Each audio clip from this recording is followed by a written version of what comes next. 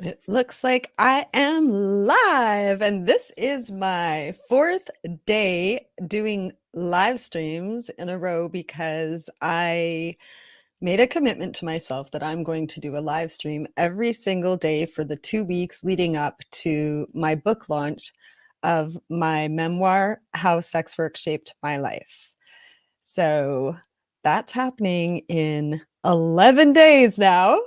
And every day I get more excited because I'm getting closer to the big day. And the most exciting thing, of course, is the new promotion that I've decided to create to help hopefully, um, thank and encourage people to purchase my memoir on launch day. You will get a free audiobook if you do. And the reason I'm doing that, the reason I'm really trying to focus on getting everyone to purchase on launch day is because I can get a bestseller status if I can get enough people to purchase, like, review on launch day. So I'm really hoping to get as many people to help me out with that. And what can I do for you? Because I love helping people. I love giving in return, and I want to help you as well. So, can I interview on my can I talk? Can I interview you on my podcast? Can I share an important social post? Can I promote something that you're doing that you feel that my audience would be interested in and that you think it would help you? I want to help you. Did you write a book? Would you like me to read it and write a review? Just send me a digital copy and I can do that. Let's find ways that we can lift each other up and promote each other and get each other to the success that we all are trying to achieve. I think, it's really scary to put ourselves out there to ask people for help, especially.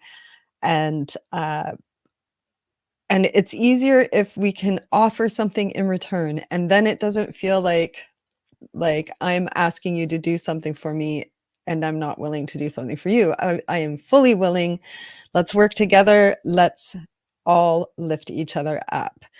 So, yeah, so 11 days. Oh my gosh. So I have still so much to do. I'm really excited. I've created a promotional video for my book with an excerpt from it. And I think it's very, very cool. And I'll be releasing that in my newsletter on this coming Tuesday. So please sign up for my newsletter. That's where you can get updates on my book. Give you reminders of event day. I usually only send one email a week, occasionally two. Never, never, ever spam people with emails. You'll have the option to unsubscribe at any time, but if you would sign up and just see what you think and follow my journey, and I would really love it for you to be a part of it with me. I love to meet new people and get to know new people. My favorite people are people with open minds, people who are loving and tolerant of each other, even if they don't disagree, even if they don't agree with one another. So funny, I just screwed up my words there. I was listening to a podcast that's actually coming out on Monday. I believe it's Monday. Yeah, because maybe it isn't. I'll have to check, but I'm pretty sure it's Monday. It's Muse on the Mic. And it's two women who run a spa in Ontario, and they like a spa, the type of spa that people go to for intimacy services and that kind of thing. So they interview people. They've been running this podcast for a while because I looked at their channel and they have quite a bit of really cool content there. But I believe that I was only one of their first few guests that they've interviewed. And we had such an incredible discussion. But there's one point in it where I said things completely, like I said something backwards, and I didn't realize it at the time, but I could see it in their eyes when I was watching the video after that. I have to, I fucked that up. But sometimes you're getting into conversation and you just say your words backwards. And so it means the opposite of what you're trying to mean, but they know what you're saying, thankfully, so they don't correct you. Yeah, I had one of those moments. I had a much better sleep last night. The night before, I had some health complications from my recent ostomy surgery, but last night I slept so good. I think because I was so tired yesterday.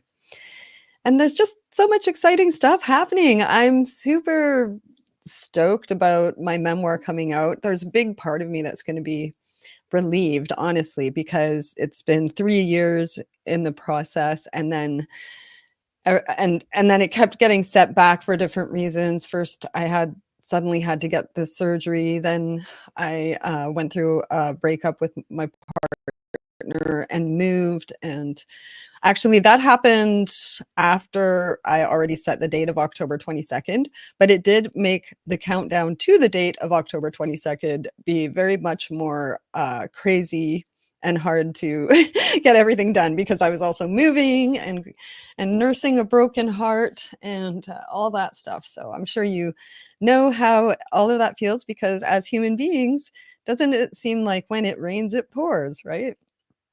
Definitely has been that way in my life.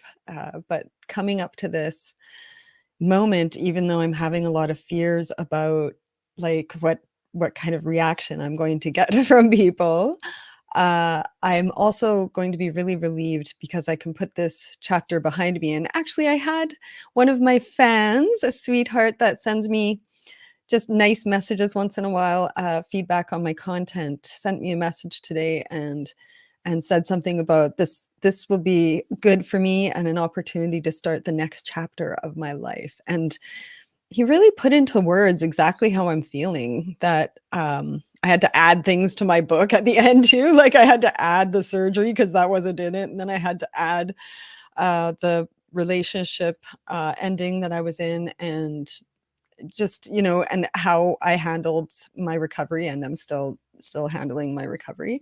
So it's going to be just my entire life up to the age of 50 in that book. And when it's released, it'll be like I've just shaved my head and I'm growing my hair anew. It'll be starting a new life all over again. And yes, I've had a shaved head a few times, so I know how that feels. It can be liberating because you're you're shedding a lot of weight, and it can be a cleansing thing to do. In my case, I lost my hair 3 of those times, uh, but 2 of those times I just shaved it. Once was for a cancer fundraiser. It was actually in a strip club at the Fox pub on Vancouver Island in Victoria, and they were trying to shave it with my hair. My hair was quite long, like I think almost this long, and the machine, the shaver, kept getting stuck in my hair and it was hurting, and I was trying not to be like in pain on stage in front of all these people that are cheering and laughing. Oh my god, it was crazy. But the first time I shaved my head, I was 18, I think, 18, 17 or 18. Must have been 18. Maybe even 19? 19? Yeah, probably 19. Not that it really matters, but I was making a joke about shaving my head to my boyfriend, and my boyfriend said, "If you ever shaved your head, I'd break up with you." And just the look on his face and how he said it, I was just like, I've always been the kind of person that if you do say something like that to me, it makes me wanna do it. It's like a challenge. And so he left to go hang out with his friends. We lived together, and I walked across the street to, the hairdresser, Great Clips or something, and I had them buzz cut my hair, and then I went back home and I waited for him to come back and see it, and I was just like, I was just laughing all by myself at what I'd done, and he was shocked, but he did not break up with me. But he was the type of guy, I mean, I usually attract guys that like a dominant woman, and that's the kind of thing a dominant woman would do, I believe. But if you have any opinion on that, feel free to mention it in the comments. So, yeah, so I've had a shaved head like 5 times in my life, and every time I grow it out, it grows out curly, and I dye it. Now I'm starting to get grays, but you can't tell because I recently touched up my roots. So, yeah. I'm trying to be as authentically me as I can, but I definitely hate having roots, like having my roots show. It's just a thing. I hate it. So once I'm ready to go full gray, then maybe I'll let it all grow out because I'm starting to get some of those silver strands when I see my roots and I get them in my eyebrows. I remember my first gray hair. I was 35. It was actually my 35th birthday, and that's why I'll never forget it. And I looked in the mirror and I noticed I had a gray hair growing right out of my chin. It was my first gray hair. It was growing out of my chin. To this day, I have a hair that grows in the same spot, and sometimes it's gray and sometimes it's not, but I pluck it every time. But yeah, now I get them in my eyebrows and a little bit around in here. And another thing I was talking about recently was body image and how before I became a dancer, I was a little bit insecure about my tiny boobies because there's in our culture it's so uh, push. This whole big boob thing is really like, you think, why didn't I get big boobs?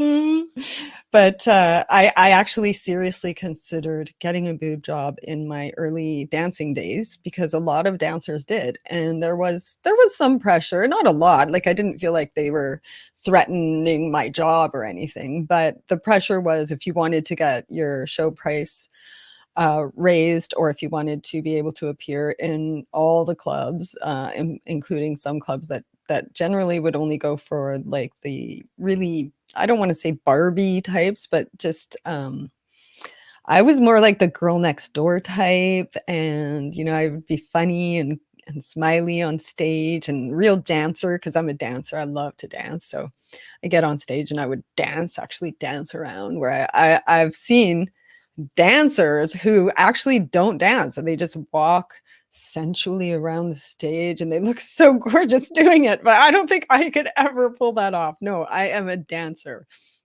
I get my hand on that pole and it's my dancing partner. And yeah, I miss dancing. I really do. I miss that feeling of being on stage and that feeling of power that you feel when everyone is watching you and smiling at you and throwing money at you and really just moving to the music. It's even that I don't do it much anymore, but it's something I've thought about, like taking adult dance classes or getting into something because I'm just not a nightclub girl anymore. I mean, I'm too old for it. Number one, I like to go to bed at 9 p.m. and get up at 5 a.m. That's my sleep schedule. That's my comfortable sleep schedule. And places where you can dance, they don't even have dancing till like 10 o'clock or later, most places. So that I can't dance anymore. And I just miss that part of my life so much. Dancing is like, for me, the two things that I could do forever and just love, love, love are dancing and writing. They're my two passions. I just love to write and I love to dance. And when I'm doing those things, time just flies by. And the next thing I know, I'm like, oh, I have to run. I have to go get my kid from school. Speaking of that, I have to run. I have to go get my kid from school. So thank you so much for my fourth day of lives. Be sure to get your book on October 22nd from Amazon. There will be a link from my website. And for doing it on that day, I will also give you a free audiobook. So excited about this promotion. And make sure you tell me what I can do for you. And I love you. Mwah.